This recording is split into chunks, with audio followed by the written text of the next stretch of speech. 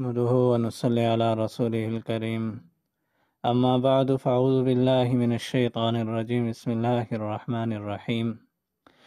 ایک مرتبہ حضرت حسن بصری رحمۃ اللہ علیہ اپنی مجلس میں تشریف فرما تھے۔ ان کی خدمت میں ایک شخص حاضر ہوا اور قحط سالی کی شکایت کی تو آپ نے فرمایا جاؤ توبہ استغفار کرو۔ کچھ دیر کے بعد ایک اور آدمی آیا، اس نے آپ سے افلاس اور غربت کی شکایت کی۔ حسن بصری رحمۃ اللہ علیہ نے اس کو بھی استغفار کرنے کا حکم فرمایا۔ تیسرا ایک اور آدمی آیا، اس نے نرینہ اولاد کے لیے دعا کی درخواست کی۔ آپ نے اس کو بھی استغفار کرنے کی تلقین کی۔ کچھ لمحے بعد ایک اور شخص مجلس میں داخل ہوا، اس نے اپنے باغ خشک ہو جانے کا ذکر کیا تو آپ نے اس کو بھی استغفار کرنے کا فرمایا۔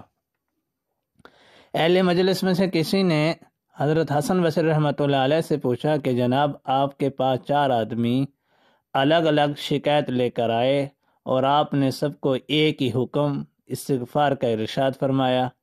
حضرت حسن بصری رحمۃ اللہ علیہ نے فرمایا میں نے اپنی طرف سے تو کچھ بھی نہیں بتلایا، خود اللہ تعالیٰ نے سورۃ نوح میں ارشاد فرمایا ہے فَقُلْتُ اسْتَغْفِرُوا رَبَّكُمْ إِنَّهُ كَانَ غَفَّارًا يُرْسِلِ السَّمَاءَ عَلَيْكُمْ مِدْرَارًا وَيُمْدِدْكُمْ بِأَمْوَالٍ وَبَنِينَ وَيَجْعَلْ لَكُمْ جَنَّاتٍ وَيَجْعَلْ لَكُمْ أَنْهَارًا۔